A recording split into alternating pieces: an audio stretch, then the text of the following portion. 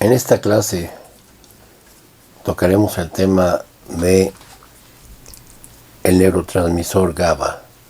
Este es de los aminoácidos inhibitorios, un grupo de aminoácidos que tienen en sí pocos cambios a nivel de su síntesis y que se ha encontrado además que existen sustancias sintéticas que actúan sobre algunos de los sitios de estos receptores.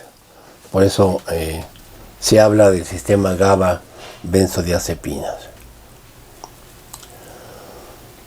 El GABA, a diferencia de los neurotransmisores que hemos visto hasta hoy, tiene una distribución amplia en todo el sistema nervioso central, inclusive en médula espinal, aunque ahí la glicina es la que toma un poco el papel inhibitorio, pero está ampliamente involucrado en sistemas como los de generadores de ansiedad, que es un sistema evolutivamente importante.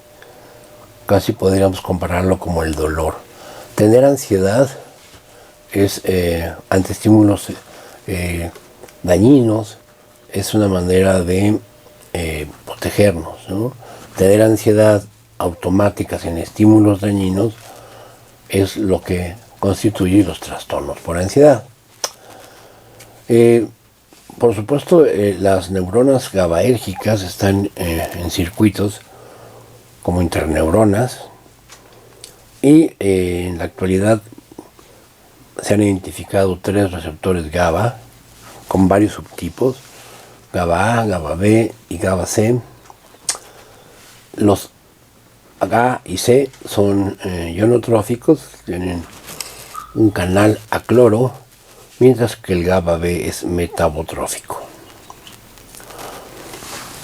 Entonces el ácido gamma aminobutírico, que es el nombre del GABA, es el principal neurotransmisor inhibitorio. Yo he mencionado constantemente que lo de inhibitorio o excitatorio no es un calificativo que dependa del neurotransmisor como tal, sino del receptor al cual activan estos neurotransmisores, ¿no? Esto lo recalco ahora porque en invertebrados, ¿verdad? El GABA tiene funciones excitatorias, entonces es otro tipo de receptor. Entonces el receptor es el que le da la calidad de ser excitatorio o inhibitorio a una transmisión neural. Ahora, el precursor del GABA es la glucosa, a través de un cortocircuito del ciclo de Krebs. ¿Qué implica esto? Bueno, implica que no podemos manipular el precursor. Y como en el caso de las catecolaminas, que podríamos manipular la L-tirosina, o el caso de la serotonina con el L-triptófano, aquí no podemos apagar una sinapsis GABAérgica porque morirían las células. Además, en este cortocircuito metabólico, ¿verdad?, una vez que se termina el efecto de neurotransmisión, el producto resultante vuelve a ingresar al ciclo de Krebs. Entonces, no perdemos energía, no se pierde la capacidad conadora de energía a través de ATP por el uso de GABA. Este es esquemáticamente cómo sería esto que les he mencionado, el ciclo de Krebs, del cual sale el alfa-cetoglutarato. Mediante esta enzima, la GABA transferasa, ¿verdad?, nos da el glutamato. El glutamato es en sí ya un aminoácido neurotransmisor, pero es excitador, ¿sí? Pero si esta es una neurona GABAérgica, entonces hay otra enzima que es la GABA descarboxilasa. Esta sí ya nos va a dar el ácido alfa-aminobutírico o GABA.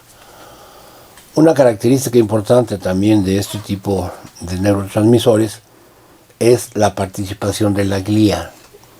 La glía tiene mecanismos de transporte, de recaptura del GABA, cuyo mecanismo vamos a ver que es poco específico, y reintegra nuevamente el GABA, lo recaptura una vez que ya actuado sobre su receptor, y lo que ocurre entonces es que es metabolizado en ciclo de Krebs.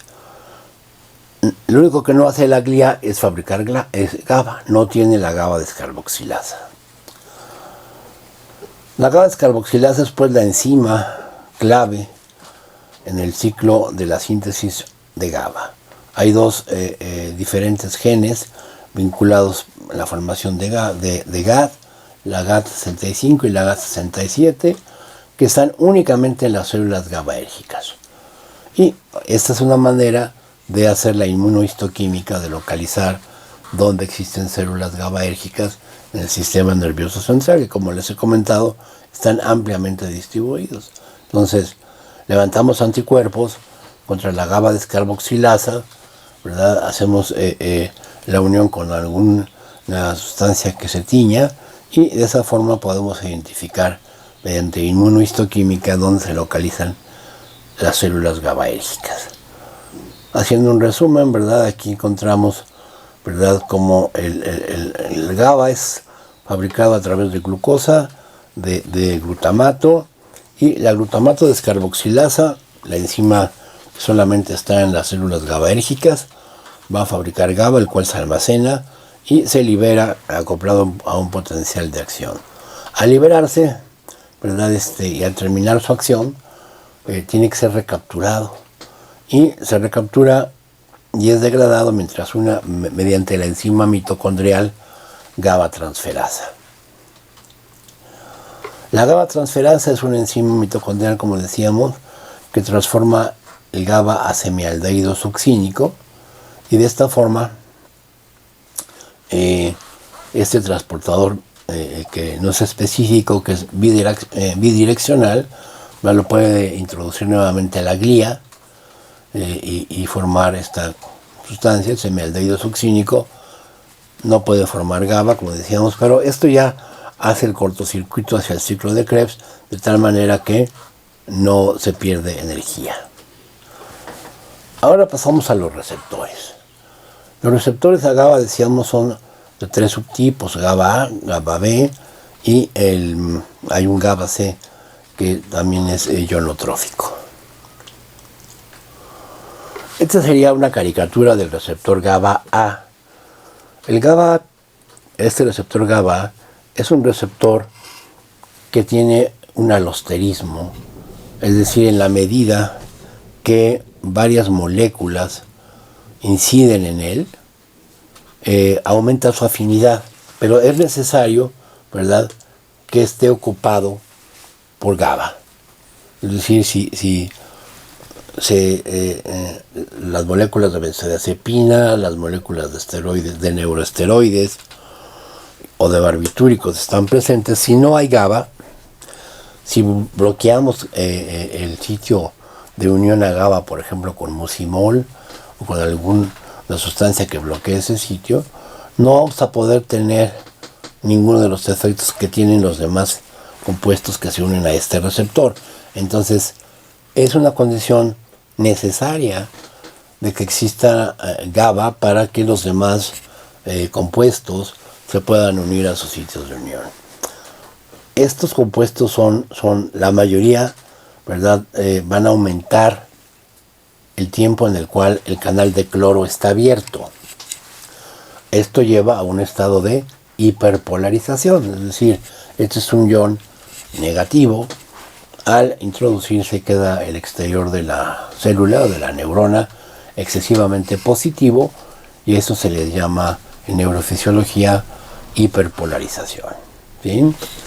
Entonces, bueno, pues los barbitúricos, las benzodiazepinas, los neuroesteroides, el alcohol, tienen estas características: aumentar la apertura del canal de cloro, y de esta manera aumentan la inhibición. Pero también tenemos compuestos que hacen totalmente todo lo contrario, como la picrotoxina, ¿no?, que es un agente convulsivante. Lo que hace es cerrar el canal de cloro, y al hacer esto hay una interrupción de la inhibición, y estos son agentes proconvulsivantes. Uno de estos agentes proconvulsivantes se usó en psiquiatría para inducir crisis convulsivas cuando se observó que éstas podían tener un efecto benéfico en algunos enfermos.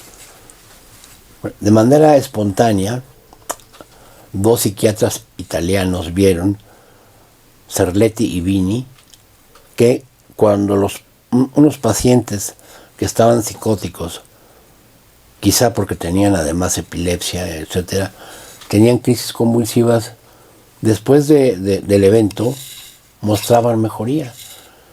Entonces hicieron una inferencia de que quizás si se inducían convulsiones en los pacientes psicóticos mejorarían. Y esta es la historia de la terapia electroconvulsiva, que realmente se inició con una terapia electroquímica, o sea, se administraba lo que entonces se conocía como cardiazol, que es una cosa que bloquea estos receptores, que es el pentilentretrazol, y efectivamente se inducen convulsiones, pero el paciente no quedaba con el episodio amnésico y por lo tanto era muy difícil que se volviera a dejar inyectar o inducir convulsiones, y entonces se recurrió a la terapia electroconvulsiva, que es por hoy uno de los agentes antidepresivos y para manejo de algunas otras condiciones más efectivos que existen cuando se aplica con los procedimientos adecuados, donde ya sabemos que no se requiere que el paciente convulsione. Se puede utilizar relajantes musculares con una asistencia médica anestésica en el sitio en el que se aplican. Son procedimientos realmente de mucha efectividad. Bueno, con cristalografía, ¿verdad? Se puede ver, lo que ustedes vieron anteriormente es una caricatura realmente de cómo los dibujantes se imaginan que es el receptor GABA A.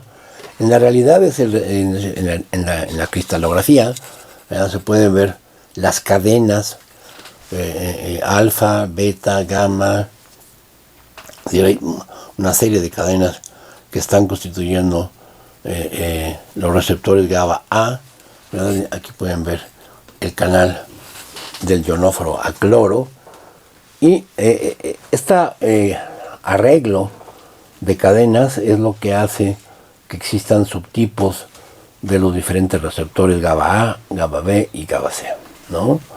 Esa es otra forma, digamos, esquemática de representar el receptor GABA A sensible a benzodiazepinas. Vamos a ver que también hay receptores GABA A que no son sensibles a benzodiazepinas, pero son sensibles a neuroesteroides. Aquí la parte importante, no sé si en este momento se han dado cuenta, de que las benzodiazepinas no son sustancias naturales, son sustancias sintetizadas por el ser humano, y esto parecía recordar un poco lo que había ocurrido con los péptidos opioides, que veremos más adelante, en donde de repente se encuentra que hay receptores opioides en el sistema nervioso central, mientras que el opio es una sustancia que se fabrica, que se extrae pues de la Papaver somniferum, que es una planta. Entonces, cuando se encuentra que hay receptores a benzodiazepinas, primero se pensó que las benzodiazepinas actuaban directamente en el sitio de unión a GABA, pero no es así. Tienen un sitio que está habitualmente en una de las cadenas alfa, en la intersección, es decir, casi en la parte interna de la membrana celular, puesto que las benzodiazepinas son muy lipofílicas, pues pueden atravesar ese nivel y se unen a ese receptor que está en esta cadena. Ahora, la pregunta que se hace la gente es, ¿cuál será el ligando endógeno? Si hay ligandos exógenos que fabricaron los seres humanos, ¿cuál será el ligando endógeno? Y hay algunas investigaciones en esa dirección. Bueno, básicamente una de las áreas donde los psiquiatras estamos interesados es en la ansiedad cuando llega a ser ya a niveles no controlados, ¿no? Entonces, a nivel de la farmacología se habla de agonistas inversos, aquellos que producen los efectos opuestos en las benzodiazepinas, ¿sí? Y en algunos voluntarios sanos, ¿verdad? Llegan a producir ansiedad y ataques de pánico. Ahora, esto de agonistas inversos y agonistas no inversos es como un recurso que usan los farmacólogos para poder aclarar que no sabemos bien si evolutivamente existe una sustancia que nos promueve la ansiedad, que de alguna manera evolutivamente sería más adaptativo, es decir, no tener ansiedad no es tan adaptativo, pero tener ansiedad en exceso tampoco es tan agradable, ¿no? Entonces, este juego de palabras de ponerle agonista inverso y agonista directo es simplemente porque no sabemos endógenamente cuál es el papel de las sustancias que se pegan a este tipo de receptores. Entonces, los receptores GABA-A sensibles a benzodiazepinas están disminuidos ampliamente en todo el sistema nervioso, están distribuidos, y concretamente cuando se miden los GABA-A en algunos tipos de ansiedad, como en personas con ataques de pánico, se ve que están disminuidos en el área, en la corteza prefrontal, ¿no? Hay un grupo de ratones mutantes para este receptor y estos presentan una conducta ansiosa. O sea, estos ratones mutantes que se hacen mutantes por ingeniería genética, ¿no? Presentan aumento de atención, respuesta exagerada ante estímulos neutros y conducta de evitación a estímulos dañinos. Por ejemplo, la respuesta exagerada ante estímulos neutros es lo que se presenta como dato sintomático en pacientes con ansiedad social. A estos pacientes se les muestra una serie de caras con diferentes valencias: cara alegre, cara triste, cara neutra, y las caras neutras, diferentes, son calificadas como agresivas, con valencia negativa. Entonces, pareciera que hay un problema cognitivo en la identificación y que esto podría estar vinculado a este patrón exagerado de respuesta a estímulos neutros. Vean, esta es una autorradiografía para receptor GABA-A en rata. Entonces vean que si bien a mayor coloración roja hay una mayor cantidad roja y amarilla de receptores, ¿verdad? Hay una distribución ubicua donde la corteza cerebral, el cerebelo, el diencéfalo son estructuras que poseen alta densidad de estos receptores. Y este es un trabajo muy interesante, ¿verdad? Precisamente en ataques de pánico, en donde lo que se hizo fue reclutar a un grupo de pacientes que tenían ataques de pánico activos y se les administró un radioisótopo del flumazenil que usamos en la clínica para pacientes intoxicados con benzodiazepinas. El flumazenil, aquí es yodomacenil porque el isótopo, el radioisótopo es el yodo 123. Entonces se introduce, ¿verdad?, en la carótida de un solo lado, y entonces pueden ver cómo en la zona del hipocampo de estos pacientes hay una zona de baja densidad de receptores a benzodiazepinas, ¿verdad? Que esta diferencia es notoria, ¿verdad?, como se puede ver aquí, entre sujetos normales y pacientes con pánico. Ahora, ¿esto cómo se traduce a nivel clínico?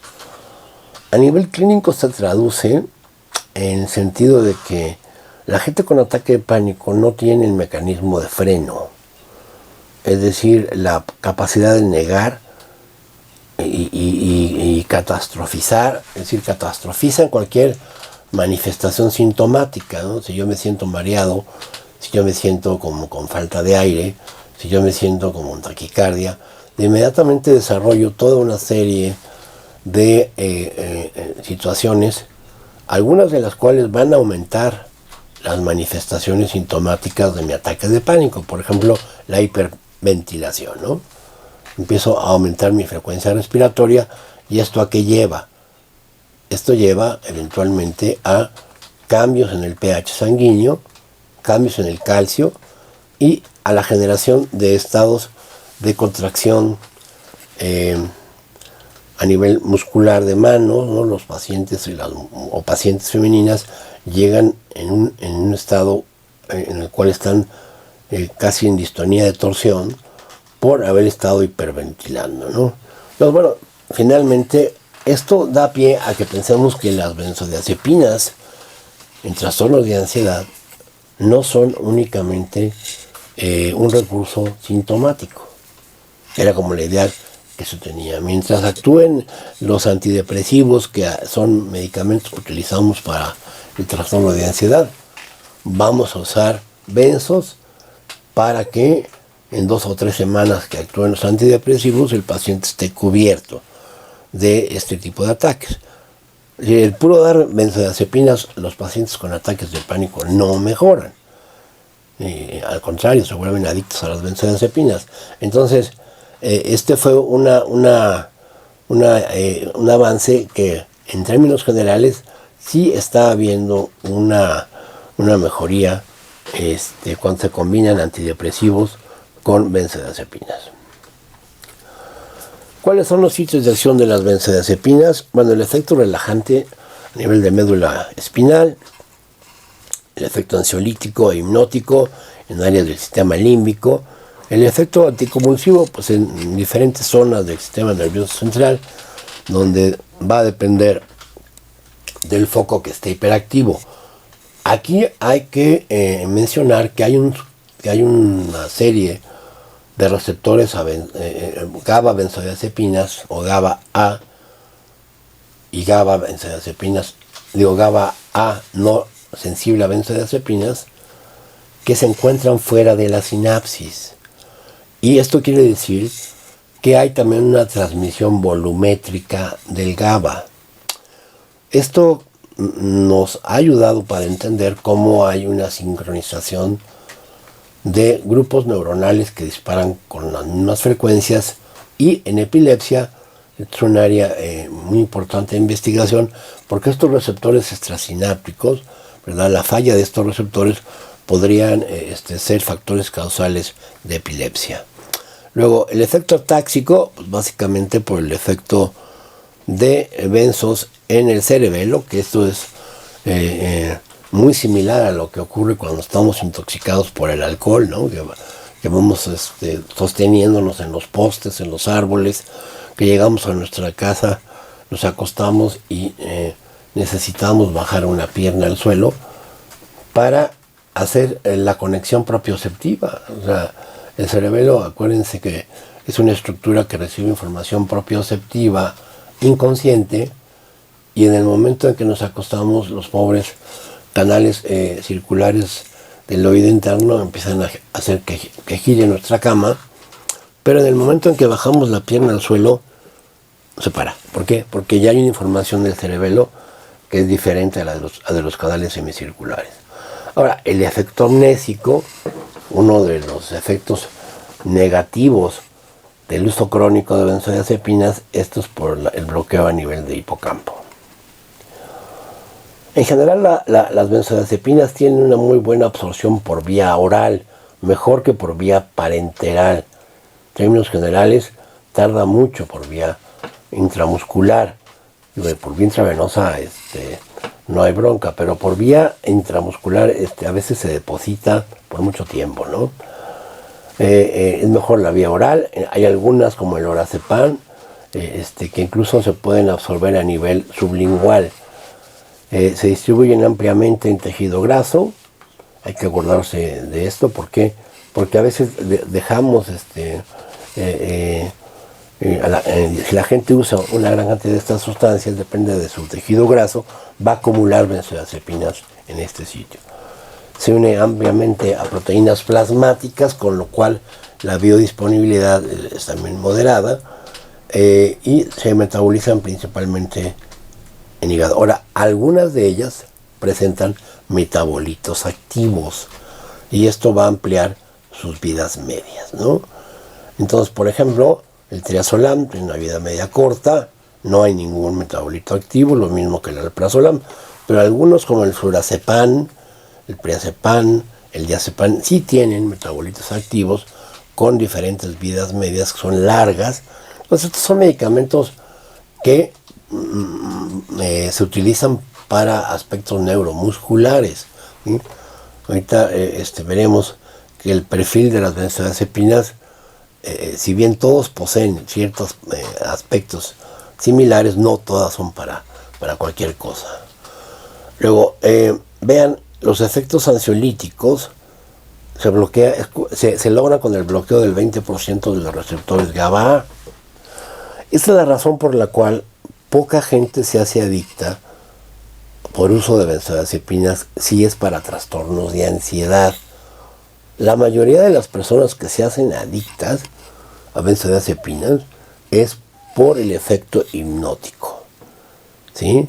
Y es un área muy interesante de investigación porque realmente las benzodiazepinas hipnóticas son muy pocas, así como es decir, de inducción de sueño, y hay que hacer un manejo muy cuidadoso porque a la larga son las que le han dado el mal nombre a las benzodiazepinas. Las benzodiazepinas, el mal nombre en cuanto a la mala prensa, ¿no? Las benzodiazepinas son moléculas muy nobles si se usan en manos expertas. Repetimos, si no está el receptor GABA ocupado por su neurotransmisor, las benzodiazepinas no actúan, ¿sí? También hay un efecto de saturación y hay una modulación en ambas direcciones de tipo alostérico. Es decir, entre más estén ocupados los receptores GABA, mayor afinidad tiene por receptores a benzodiazepinas y viceversa. Entonces decíamos que hay una gran cantidad de subtipos de receptores de GABA-A y que estos subtipos están en función de las cadenas alfa, beta, delta, gamma, omega, psi, epsilon y pi, ¿no?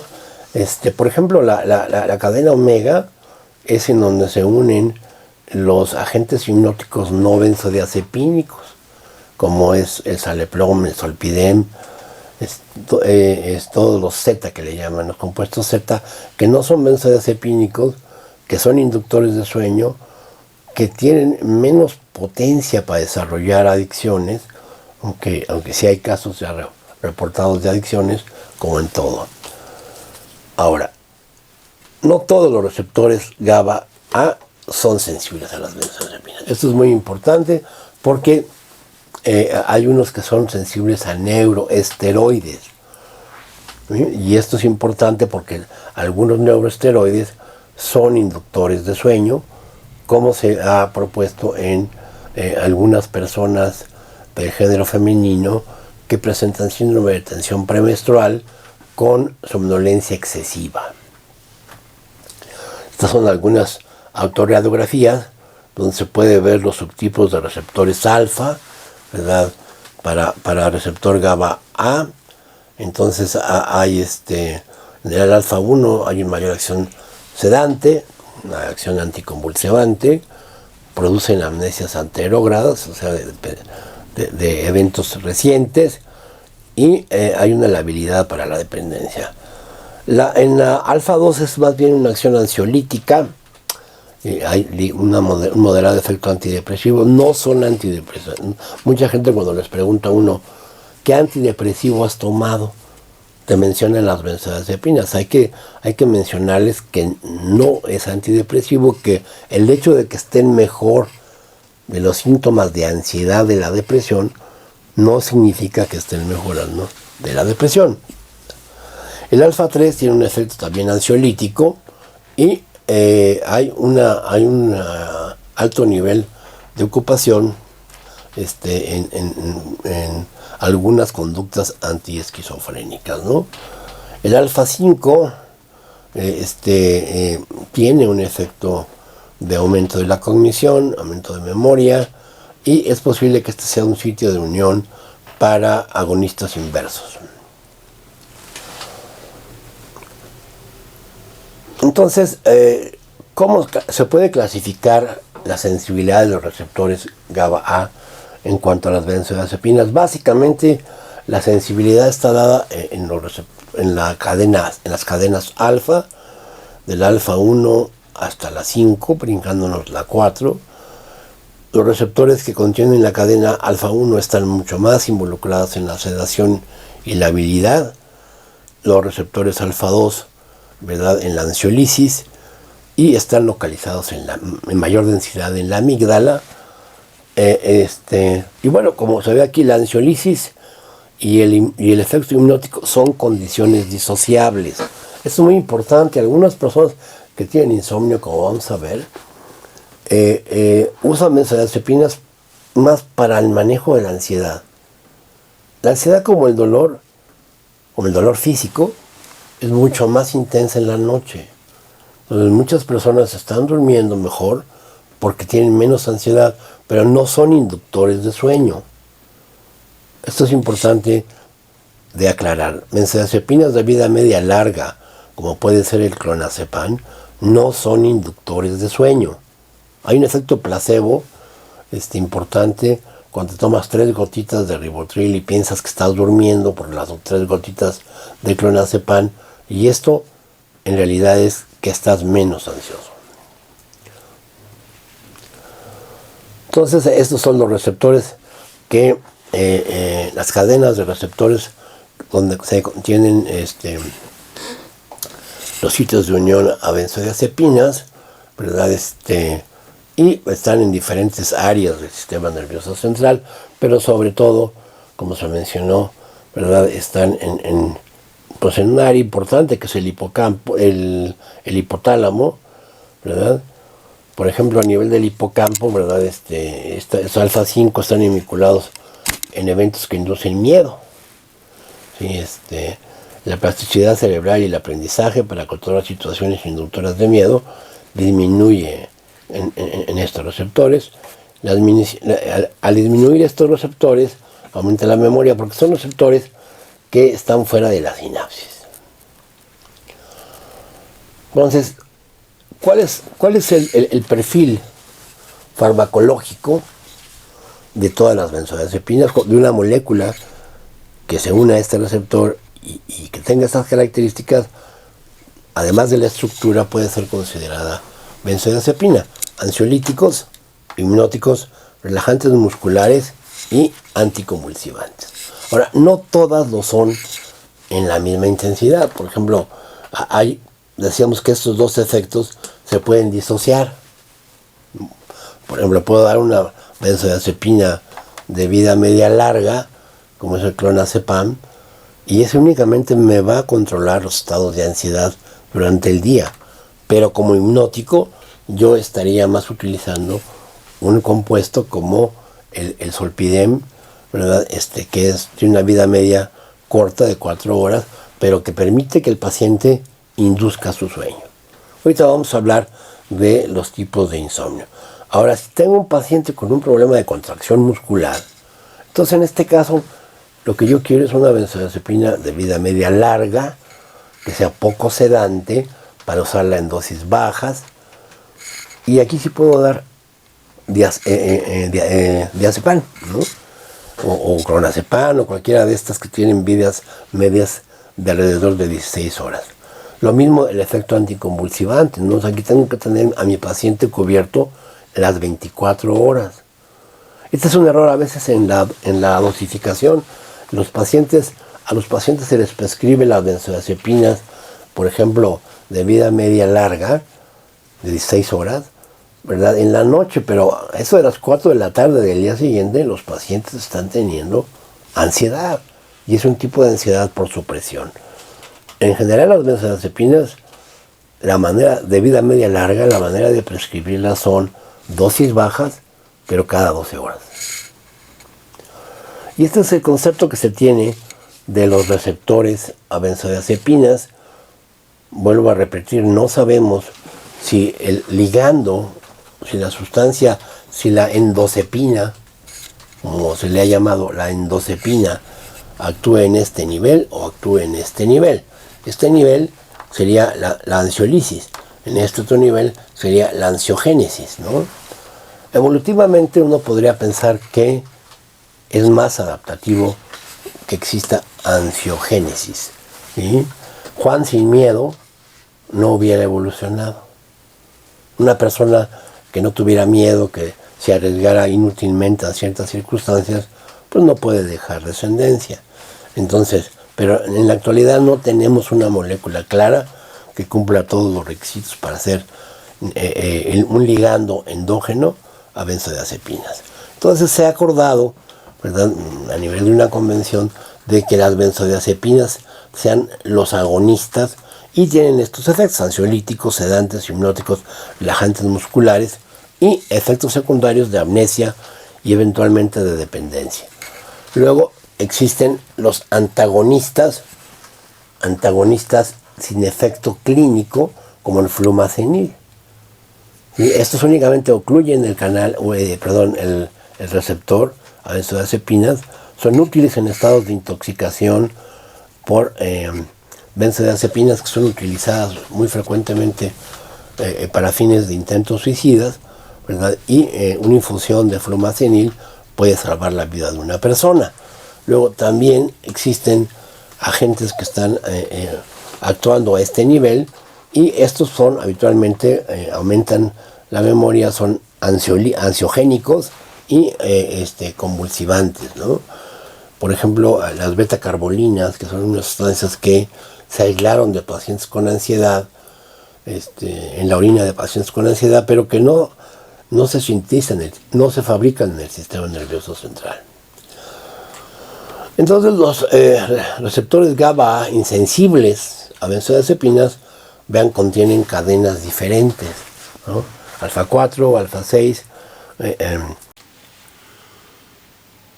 Los receptores GABA sensibles a benzodiazepinas son alostéricos. Tienen esta propiedad de alosterismo positivo, que quiere decir que al ocuparse los sitios de unión a GABA, aumentan la afinidad por los sitios de unión a benzodiazepinas.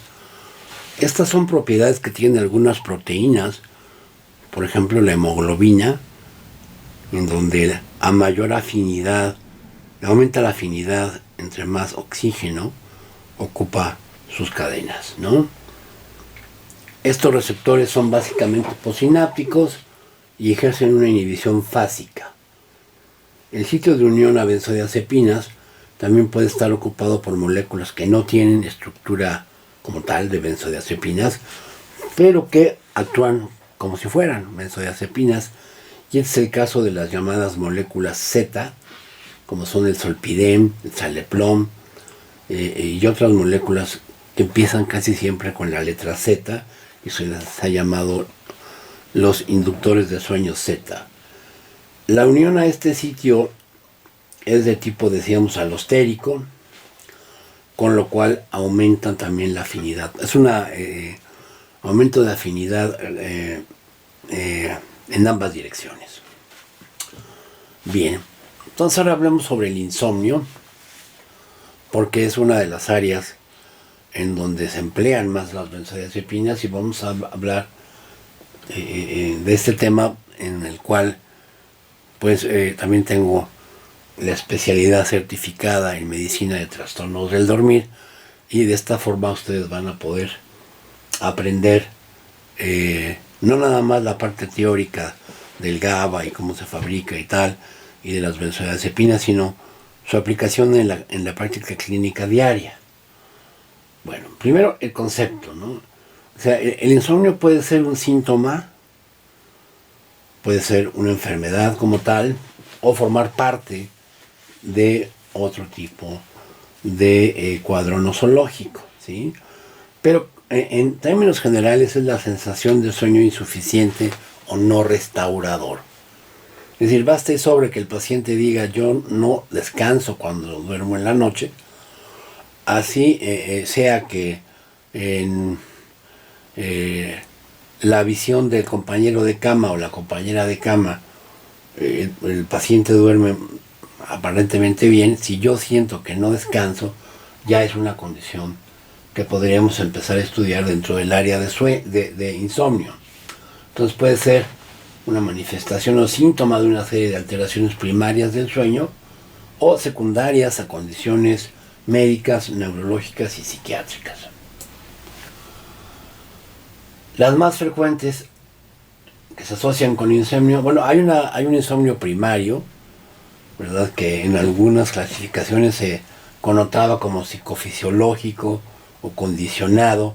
Ciertamente hay un grupo de seres humanos que tienen un problema de tipo familiar inclusive, en el cual hay un mal metabolismo de algunas de las sustancias que inducen, que están facilitando el que iniciemos nuestro sueño. El caso de la adenosina, por ejemplo, hay familiares que tienen una hiperactividad de la enzima que degrada la adenosindiaminasa. Un grupo en Suecia estudió a algunas familias con estas características que además presentan, además de insomnio, presentan trastornos de ansiedad generalizada, presentan ataques de pánico y algunos de ellos desarrollan trastornos del tipo neurodegenerativo más precozmente, ¿no?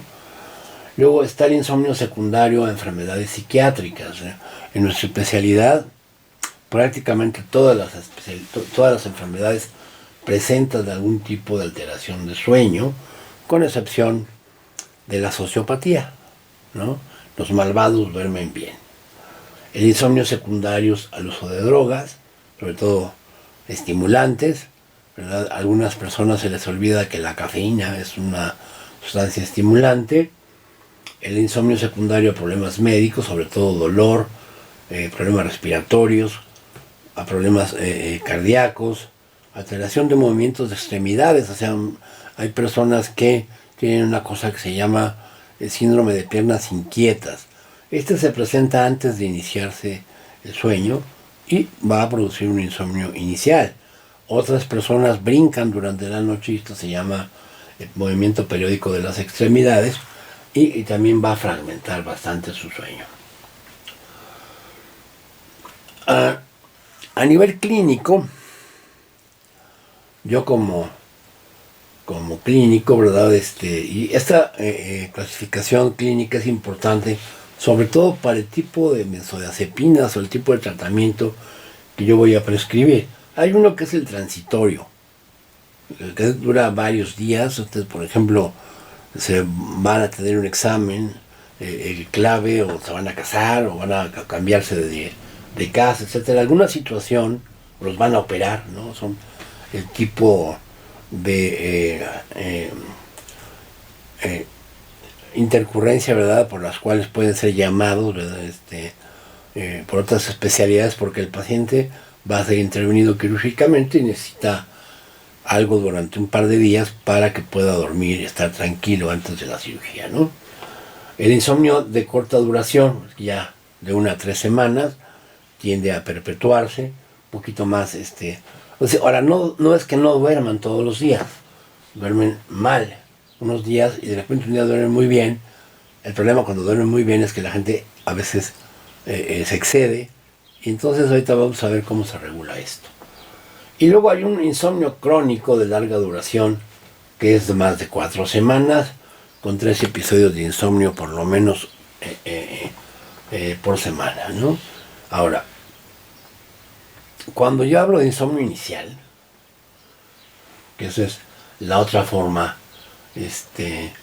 que podemos ver esto, el insomnio inicial, el insomnio intermedio y el insomnio terminal. El insomnio inicial es cuando yo me acuesto y no me puedo dormir. ¿Cuánto tiempo es el cual se considera la latencia para la cual decir yo tengo un insomnio inicial? Es más de 20 minutos, ¿sí? Habitualmente, bueno, la gente que tiene insomnio inicial dura media hora, 1 hora, a veces hasta la mitad de la noche, ¿no? Luego, el insomnio intermedio. Yo me despierto, todos nos despertamos en la noche para cambiarnos de posición, para ir al baño, etc. Pero estas personas se despiertan y no se pueden volver a dormir por más de 20 minutos. Pues cualquier episodio de despertar, ya una vez empezado mi sueño de más de 20 minutos, debe ser considerado como un insomnio intermedio o de falta de continuidad del sueño. Esto es muy frecuente en el anciano. Finalmente está el insomnio terminal. Yo me despierto por lo menos 1 hora antes de mi horario habitual. Si yo me despierto todos los días a las 7 de la mañana y de repente me empiezo a despertar a las 5 o a las 4 de la mañana, entonces a eso se le llama insomnio terminal, y este es muy frecuente que ocurra en enfermos deprimidos. El mecanismo de insomnio transitorio es una hiperactividad del sistema del eje hipotálamo hipófisis suprarrenales. Hay un estado de hiperalerta, que se llama, ¿no? Y entonces esto hace que existan factores medioambientales, biológicos y psicológicos. Es decir, si yo estoy, por ejemplo, voy a salir de vuelo, ¿verdad? A las 7 de la mañana y tengo que estar a las 5 de la mañana en el aeropuerto, pues esa noche, aunque me acueste muy temprano, ¿verdad?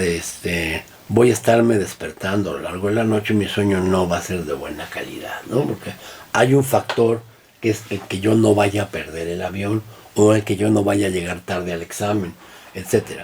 Es el tipo de insomnio transitorio.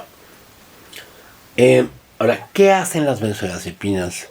¿Cómo es que actúan? Básicamente las benzodiazepinas, cuando uno hace estudios de sueño en los laboratorios y mide la calidad del sueño, bueno, primero disminuyen ciertamente el número de despertares, ¿sí?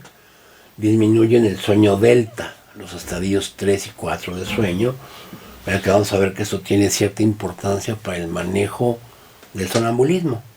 El sonambulismo es una alteración de estos estados de sueño 3 y 4.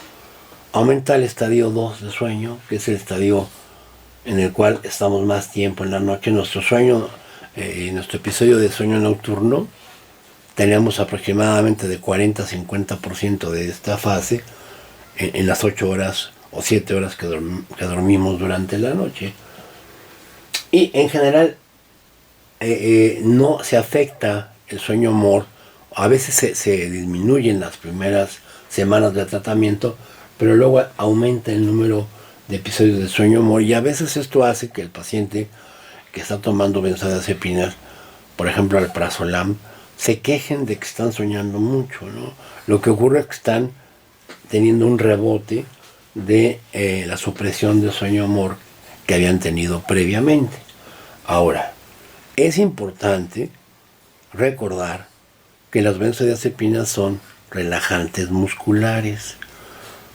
Por favor, hay que preguntar si nuestro paciente tiene episodios de apnea o si vemos que es una persona con obesidad mórbida, con un diámetro de cuello considerable, un aumento del diámetro de cuello considerable, porque si durante el sueño tenemos miorrelajación de las áreas de la orofaringe, pues, con benzodiazepinas, esto se va a incrementar y el compañero de cama nos indica que el paciente o la paciente están roncando en exceso. Aquí el problema no es que ronquen, todos roncamos, a veces con unas intensidades soportables, a veces con unas intensidades donde el compañero de cama ya no vive en la misma recámara, en el mismo departamento, en la misma casa. Aquí el problema es que suspendan la respiración, y como ustedes saben, eso se llama apnea obstructiva de sueño. Las benzodiazepinas no se deben de prescribir en personas en las cuales se sospecha apnea obstructiva de sueño.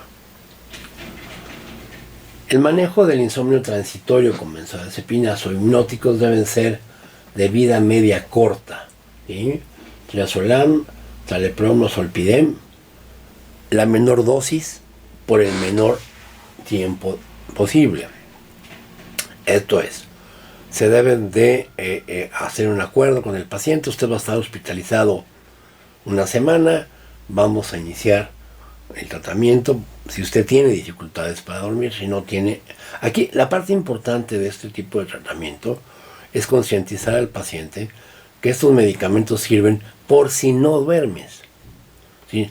Es decir, ya cuando compruebas que no vas a poder dormir, no para prevenir si no voy a dormir. El ejemplo que yo le doy a mis pacientes es el de los medicamentos para el dolor de cabeza. Usted no se toma un analgésico por si me duele la cabeza a lo largo del día, sino hasta que empieza con los dolores de cabeza, inmediatamente trae su medicamento en la bolsa y lo ingiere.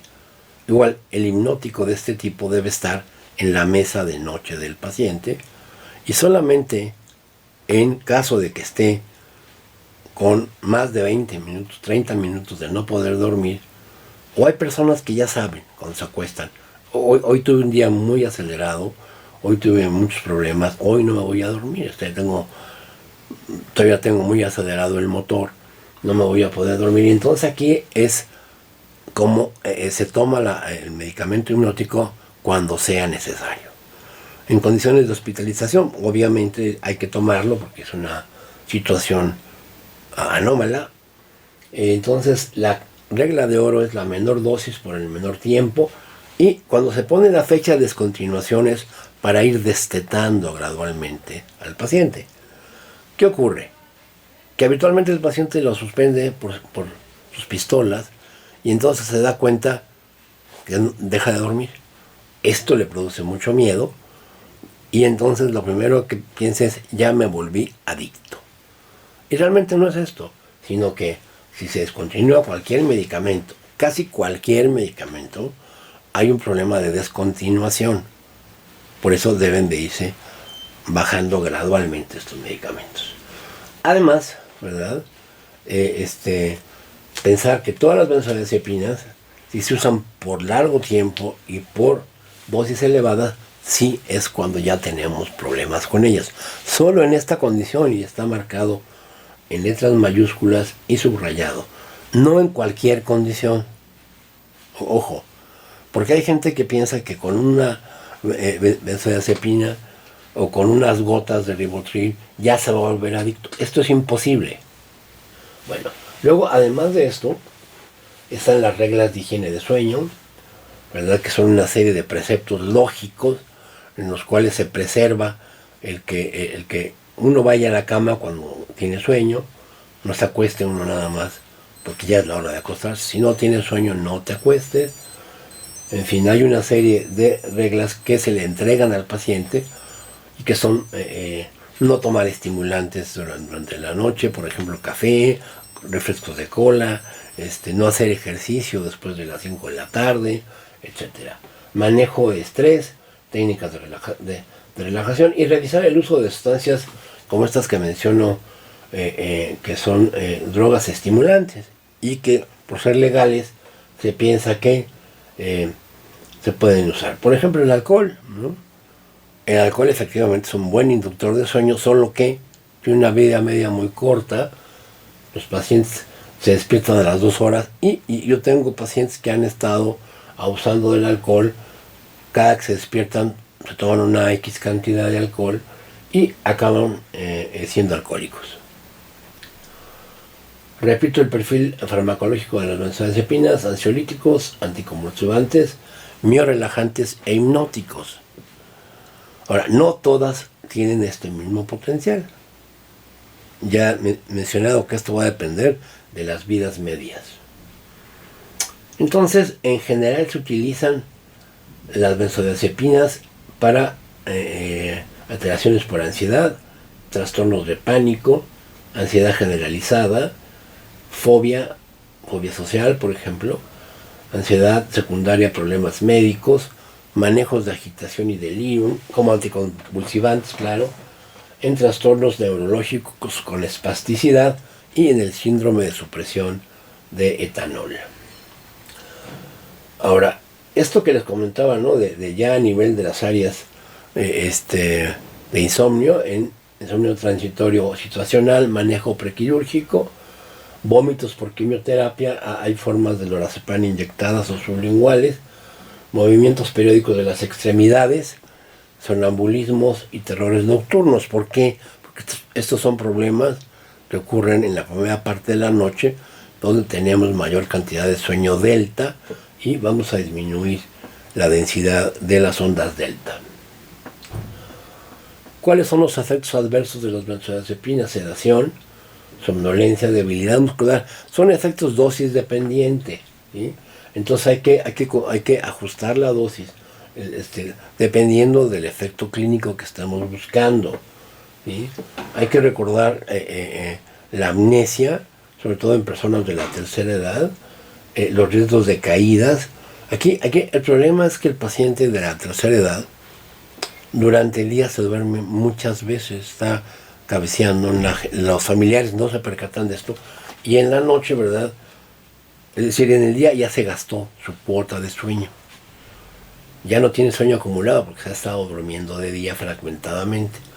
Y entonces se pide que se duerma en la noche con una benzodiazepina. No se va a dormir, pero va a estar confuso. Y esto es lo que le ha dado mala prensa en benzodiazepinas y vejez. Lo que ocurre es que los pacientes se caen, se tropiezan y presentan fractura de cadera, ¿sí? En algunos pacientes ancianos también se llega a presentar conducta paradójica de tipo hostil. También en los niños, ¿no? Es algo mucho más común en los niños. Y lo que les comentaba de la ansiedad diurna, ¿no? Aquellos que toman una dosis única a las 10 de la noche, ¿verdad? Si la vida media son 16 horas, ¿verdad? A las 4 o 5 de la tarde van a sentir que los están correteando, ¿no? Hay también insomnio por supresión y tolerancia de ese tipo de medicamentos. Entonces deben de ser destetados gradualmente. Habitualmente el abuso de estas sustancias de tipo recreacional es poco frecuente. La mayoría de las personas son adictas a benzodiazepinas, lo hacen por un efecto iatrogénico. Son prescritas por médicos o por familiares. Aquí hay que recordar, ¿no? Yo recuerdo algunos de mis casos de adicciones a lorazepam, sobre todo de las más adictivas, que ocurren porque la mamá tomaba, ¿no? El Ativan famoso, y entonces lo que hacen es que pues se lo recomiendan al hijo y el hijo a los hermanos, y entonces toda la familia está tomando Ativanes en dosis crecientes. Esto crea tolerancia para el efecto hipnótico y van a ir aumentando la dosis. Repito, el efecto adictivo de benzodiazepinas se hace sobre todo en el área de inducción de sueño. Entonces, esto aquí está matizado en esta diapositiva. El insomnio crónico es la principal causa de dependencia de benzodiazepinas. La gente llega con combinaciones impresionantes de clonazepam, zolpidem, más algún tipo de antipsicótico sedante, olanzapina, clozapina, etc. Y de hecho en el DSM-5 ya está connotado esta entidad de abuso de sedantes hipnóticos y ansiolíticos, ¿verdad? Una conducta desadaptativa clínicamente significante de cambios psicológicos inapropiados por el consumo de sedantes ansiolíticos e hipnóticos. Uno de los siguientes síntomas está presente: uno más, lenguaje tartajoso, incoordinación motora, nistagmus, deficiencia en la atención, estupor y coma, ¿sí? Entonces sí, ya es algo que se ha agravado, ¿verdad? Si hay síndrome de supresión, ¿verdad? Si se interrumpen bruscamente, ¿verdad? Obviamente hay hiperactividad autonómica, temblor distal, insomnio, ilusiones o alucinaciones, náusea, vómito, agitación psicomotriz, ansiedad y convulsiones. O sea, esto es por lo cual este tipo de sustancias se deben de manejar por especialistas.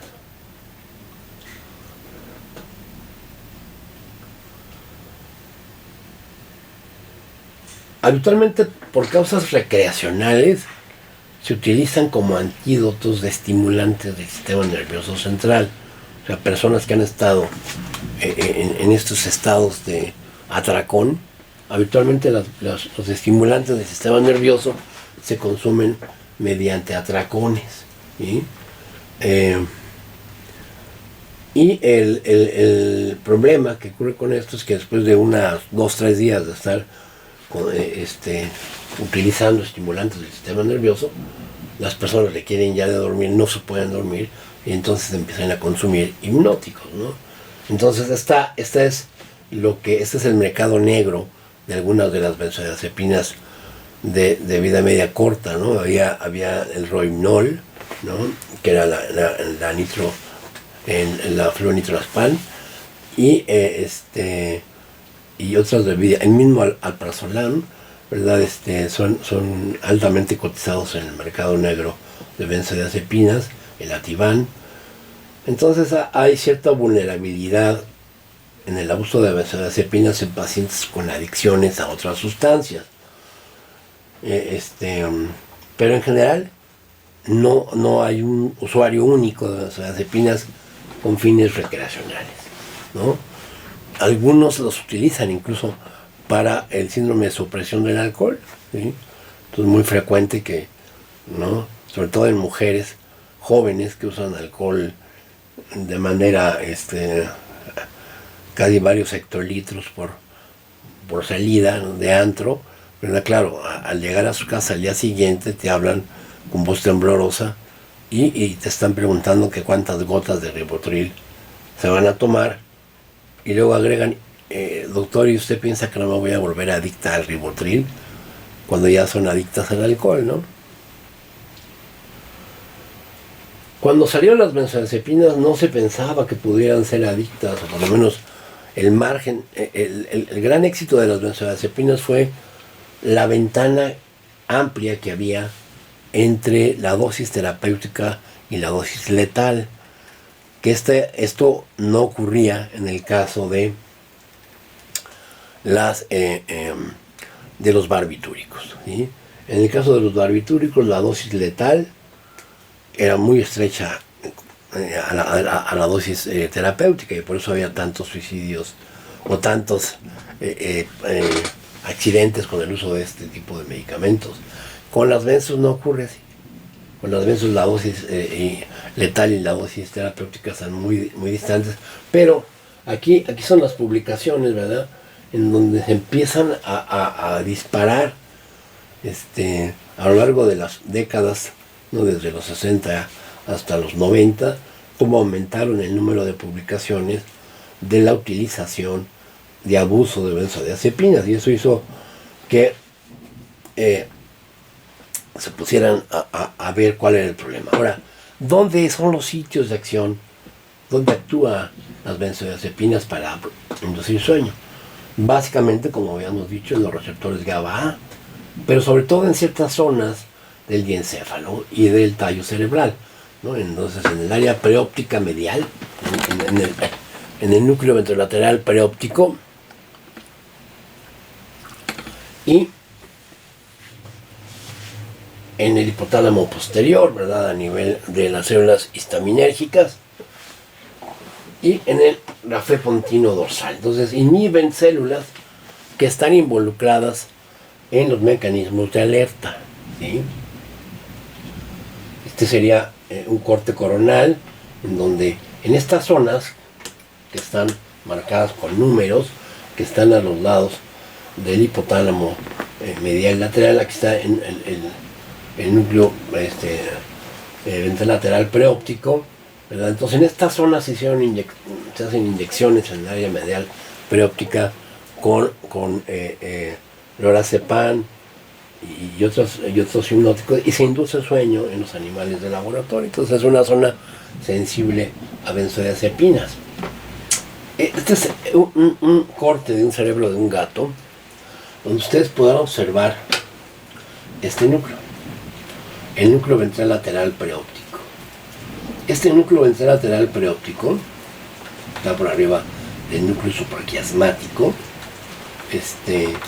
Es un núcleo que tiene una alta densidad de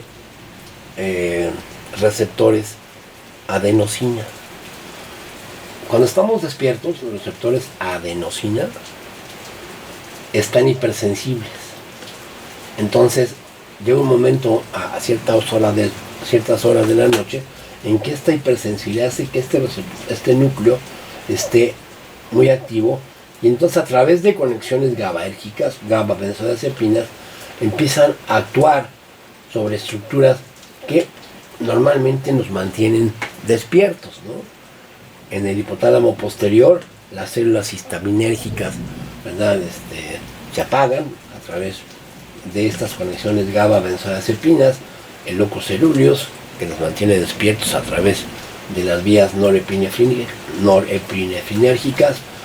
Estas dos estructuras, el pedúnculo pontino y el pedúnculo porcino y el átero dorsal tegmental, que son células colinérgicas, y el rafé dorsal, que es serotonina.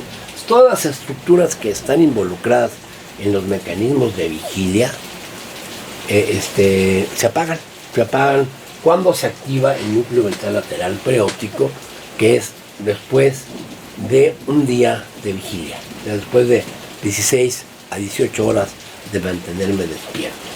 Entonces vean, es a través de células GABAérgicas y de sinapsis donde hay receptores GABA. Esto explica, ¿verdad?, la inducción de sueño a través de GABA y la potenciación con las benzodiazepinas.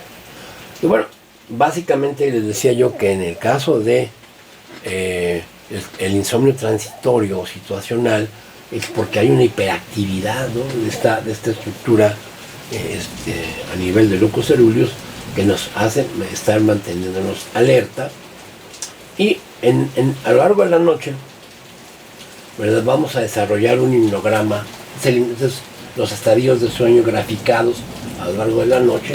Podemos ver cómo en la primera parte de la noche tenemos mayor cantidad de sueño delta, luego vamos a tener mayor cantidad de sueño REM, es lo que ocurre normalmente. Ahora, ¿qué es lo que hacen las benzodiazepinas? ¿Cómo se modifica este himnograma con benzodiazepinas? ¿Qué hacen?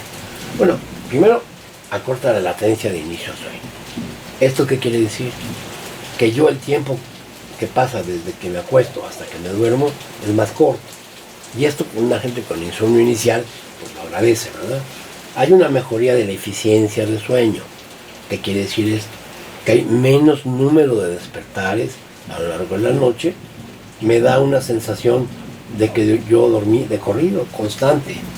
Ahora, al principio de uso de benzodiazepinas hay menor sueño delta, también menor sueño MOR, ¿verdad? Pero, como les comentaba, hay aumento de los eventos respiratorios.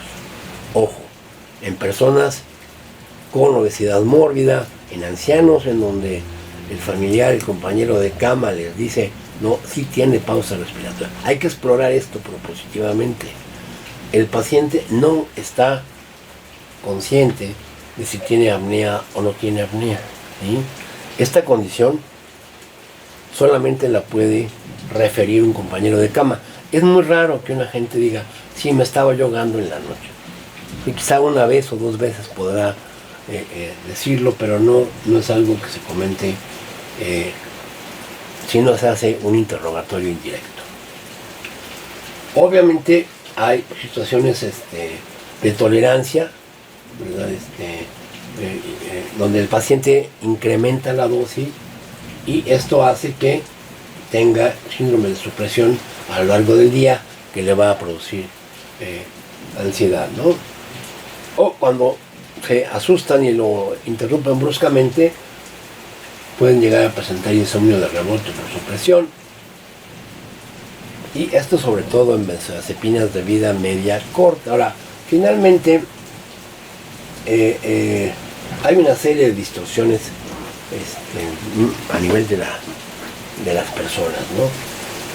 No hay cápsulas, no hay mecanismos para hacer sueño, ¿sí?, sino que lo que se hace es que se bajan, se refuerza este sistema donde se apaga los núcleos que nos mantienen despiertos, y el sueño es generado endógenamente, no es inducido por los medicamentos, no son anestésicos los medicamentos. Entonces tenemos que recordar estas reglas de oro para la prescripción de benzodiazepinas. la menor dosis terapéutica, el menor tiempo de administración posible, bajar gradualmente las mismas y explicar al paciente los beneficios, efectos adversos y riesgo de abuso y dependencia. ¿Sí? La principal pregunta que les van a hacer es, ¿puedo tomar con benzodiazepinas? La respuesta es no, o moderadamente, pero es una o dos, pero habitualmente si tomas benzodiazepinas, si tomas alcohol, ¿para qué tomas benzo? El alcohol tiene un efecto inductor de sueño. Hay otros agentes hipnóticos sedantes que no son benzodiazepínicos, ¿verdad? Como son el Zaleplom, el Zolpidem y la sopicolona, ¿no? Obviamente una persona que está tomando, ¿verdad?, lorazepam, quererlo cambiar a estos agentes es imposible. Es decir, van a reírse porque realmente primero hay que descontinuar gradualmente la benzodiazepina para luego poder cambiarlos a estos agentes y indicarles que hay que tomarlos cuando se necesite, no por si no duermo. ¿Sí? Ahora, ¿todas las benzodiazepinas son igualmente adictivas? No, efectivamente no. ¿De qué depende? De la vida media. ¿Sí? Sabemos que aquellas benzodiazepinas de vida media corta, entre 2 y 4 horas, son muy adictivas. Ahí están los ejemplos: lorazepam, triazolam, alprazolam, ¿verdad? Y se abusan junto con otras sustancias como el alcohol y la heroína. Pues esta es una gráfica que nos explica muy bien de lo que estoy hablando, ¿no? El paciente siente cuando entra la benzodiazepina porque hay este pico, ¿no?, de sedación, pero también siente cuando sale, ¿no? Y todos los pacientes te dicen, sí, yo me tomo mi medicamento y a las 4 horas me despierto, doctor. Exactamente, nos están hablando de la vida media de este producto. De eso no se trata. No se trata de un medicamento que me esté despertando a mitad de noche. Entonces, por ejemplo, aquí comparado al prazolona contra la buspirona, que es un ansiolítico que actúa sobre receptores 5-HT1A, vemos que hay una gran diferencia. Es decir, es mucho más rápida en su acción al prazolam, pero es mucho más adictiva. Entonces, nosotros hicimos un estudio sobre Zolpidem por razón necesaria, a donde se le decía al paciente, se le daba un blister con 5 tabletas y le decía que debían de tomar el medicamento solamente cuando lo necesitaran, que se dieran cuenta. Si pasaban si tomaban más de 5 tabletas por noche, se salían del estudio. Entonces, unos pacientes se dieron cuenta que para poder mantenerse en el estudio y seguir recibiendo Zolpidem sin costo, ¿verdad? Era cosa de evaluar si se tardaban más de 20, 30 minutos, entonces lo tomaban, y esto era en un promedio 2 veces a la semana. ¿Sí? Entonces sí, yo puedo tomarme mi medicamento solo cuando tengo insomnio y no por si tengo insomnio, que es como lo hace la mayoría de las personas. ¿Sí? Entonces, 2/3 de los insomnios son crónicos y requieren tratamiento largo. Es un metaanálisis importante. La toma diaria de hipnóticos por tiempo prolongado, más de 4 semanas, aumenta el riesgo de adicciones, y los síntomas de insomnio son impredecibles y varían con el tiempo en 2/3 de insomnio. Ahora, aquí el problema es que no es diario, no es todos los días que el paciente tenga insomnio, y entonces hay que educarlo en las reglas de higiene de sueño, y hay que educarlo en que debe de tomar sus hipnóticos con cierta cautela, sin aumentar la dosis, y solamente cuando se percate de que no va a dormir, ¿no? Ahora, ¿cuáles son los síntomas asociados al insomnio? Síntomas diurnos. ¿Sí?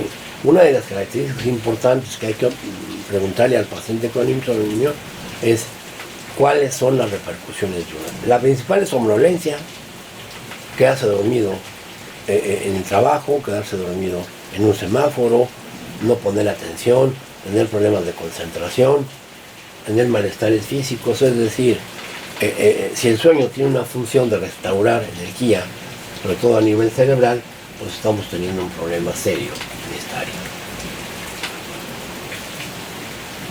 Entonces, hay que educar al paciente para que los hipnóticos lleguen a ser utilizados cuando se requiere, ¿sí? Esto previene el combate y el hábito de uso inapropiado de hipnóticos y el desarrollo de la dependencia, y además cumple con los requerimientos de detener los costos por reducir efectivamente el consumo total. Bueno, hay también la estrategia de algunos antidepresivos que en términos generales no son muy efectivos como antidepresivos como tal, pero sí son muy importantes como sedantes. De estos destaco el que contamos en la actualidad más a la mano, que es la mirtazapina, ¿sí? La mirtazapina ejerce su efecto antidepresivo, al parecer, por estas áreas, ¿no? El efecto a nivel directo de los receptores 5-HT3, 5-HT2A y 5-HT2C, y por un efecto a nivel de los receptores alfa-2, ¿no? Pero también este mismo efecto 5-HT2A más el efecto antihistamínico hace que a dosis bajas de 7.5 miligramos, 3.2 miligramos, sean medicamentos hipnóticos que aumentan además el sueño de ondas lentas. Y si alguna de las cosas necesitamos, ¿verdad? 5-HT2A y el efecto antihistamínico, que aquí no está, pero si alguna cosa necesitamos cuando dormimos, es sueño delta, porque en el sueño delta es cuando se carga glucógeno en las neuronas que se apagan para poder cargar glucógeno. Ahora, no todas las neuronas se apagan, y esto explica el sueño delta, ¿sí? Es un estudio en el cual se hizo un seguimiento, ¿verdad? Con mirtazapina 15 y 30 miligramos, ¿verdad? Y lo que veían era que disminuye la latencia de sueño, se duermen más rápido, aumenta los tiempos totales de sueño, sin afectar el sueño amor. O sea, esto explica que no sea muy buen antidepresivo. En general, los antidepresivos buenos suprimen el sueño amor, ¿no? Pero eso es muy bueno como un hipnótico, y esa es una alternativa inclusive para pacientes con problemas de sueño que tienen apnea obstructiva de sueño, ¿no? No modifican la frecuencia respiratoria. De hecho, hay estudios, ¿verdad?, en donde aumenta la sensibilidad de los receptores carotídeos para los niveles de CO2, de tal manera que es un medicamento que a dosis bajitas de 3.5, de 3.2 o 7.5 son hipnóticos seguros para pacientes con apnea obstructiva del sueño. Entonces, en este estudio, ¿verdad?, a 8 meses se vio que el efecto de mirtazapina sobre la latencia, acortada la latencia sueño-humor, es más efectivo en 15 que en 30, ¿no? Entonces, sí, ciertamente lo que la mayoría de los expertos en sueño hemos recomendado es que se usen dosis menores de 15 miligramos, ¿sí? ¿Por qué? Bueno, porque las dosis mayores a 15 miligramos van a producir somnolencia diurna, y entonces el paciente va a discontinuar el tratamiento porque no va a poder hacer sus tareas diurnas. Pues la dosis de 7.5 a 3.2 son las dosis ideales, y con esto va a lograrse que su paciente tenga un buen sueño. Entonces, la mirtazapina es uno de los medicamentos que se puede utilizar para la descontinuación de benzodiazepinas o para la combinación con antidepresivos, en donde el paciente, además de tener depresión o trastorno por ansiedad generalizada, se está quejando de insomnio. Para el manejo de la somnolencia diurna, lo que hacemos habitualmente es que el paciente se tome la mirtazapina 2 horas antes del inicio del sueño. 2 horas antes, ¿para qué? Pues para que el efecto que queremos no es de inductor de sueño. El efecto que queremos es de que se mantenga dormido. Y esto se logra tomándola 2 horas antes de irse a dormir, de tal forma que al día siguiente no tiene la somnolencia residual. Cuando se inicia la administración de mirtazapina, sí puede haber somnolencia inicial en las 2 primeras tomas, pero esta después va a desaparecer. Por lo tanto, es posible que podamos administrar este tipo de medicamentos los fines de semana, ¿sí? Sábado y domingo, para que el lunes ya no tenga el efecto de somnolencia diurna, que es moderado.